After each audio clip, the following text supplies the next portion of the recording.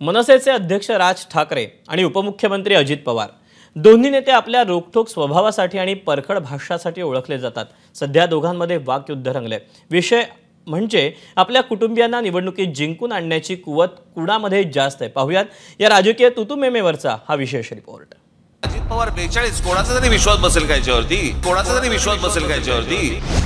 महाराष्ट्राच्या विधानसभा निवडणूक निकालांचं आपल्याला किती आश्चर्य वाटलं ते राज ठाकरेंनी पक्षाच्या कार्यकर्त्यांसमोर मोकळेपणानं बोलून दाखवलं। राज ठाकरेंना वाटलेल्या अनेक आश्चर्यांपैकी सर्वात मोठं आश्चर्य होतं ते अजित पवारांच्या राष्ट्रवादीला मिळालेल्या यशाचं।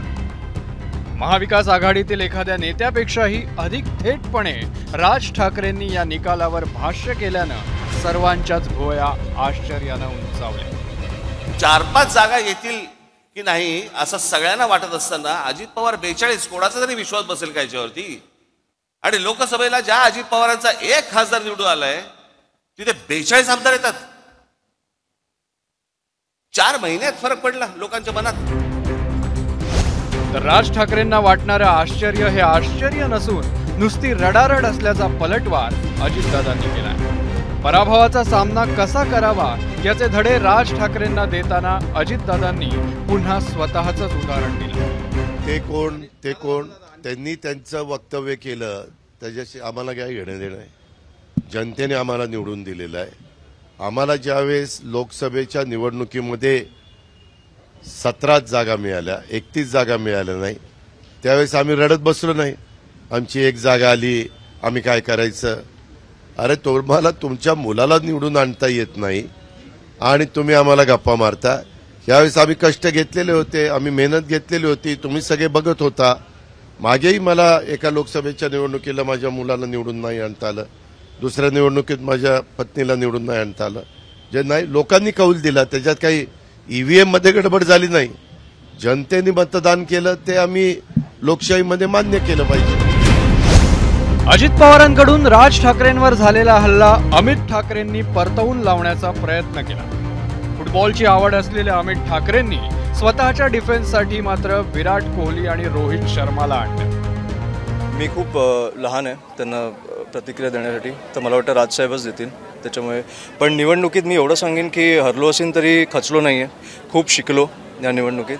त्याच्यामुळे ह्या गोष्टींचा मला फरक पडत नाही। माझ्या पहिल्या निवडणुकीत नाही तर माझ्या शेवटच्या निवडणुकीत तुम्ही मला जज करा असं माझी इच्छा आहे। मला वाटतं राजकारणातले विराट कोहली किंवा रोहित शर्मा राजसाहेबच आहेत आणि हे दोघं नाही तर मला वाटतं सचिन तेंडुलकर सरांची उपमा देईन त्यांना की कुठचाही बॉल कसा खेळायचा मला वाटतं त्यांच्याकडनं मी पण शिकतोय। त्याच्यामुळे मला वाटतं ते उत्तम खेळतात। ते राजकारणातले विराट कोहली किंवा रोहित शर्मा राजसाहेबच आहेत। तर अमित ठाकरेंचे विधानसभा पराभवातले सख्खे शेजारी अर्थात वरळीतून विधानसभेच्या मैदानात उतरलेल्या संदीप देशपांडेंनीही अजितदादांना स्वावलंबनाचे धडे दिले। मी जी काय निवडणूक लढवली आणि जी काय आम्हाला मतं मिळाली ती सन्माननीय राजसाहेब ठाकरेंच्या जीवावर मिळाली, आमच्या पक्षाच्या जीवावर मिळाली।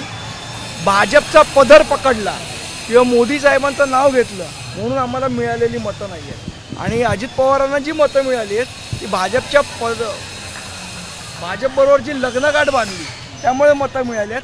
स्वतः अजित पवारांनी एकदा उभं राहावं स्वतःच्या जीवावर आणि मग या सगळ्या वर्गाला करावं। लोकसभा निवडणुकीत महायुतीला बिनशर्त पाठिंबा देणारे राज ठाकरे आता विधानसभा निकालावरून बिनधास्त आश्चर्य व्यक्त करताना दिसत आहेत।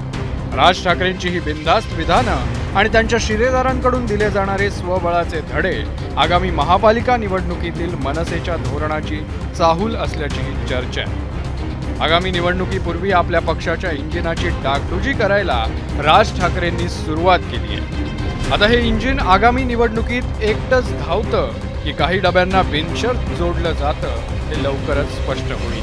ब्युरो रिपोर्ट एबीपी माझा। एबीपी माझा, उघडा डोळे बघा नीट।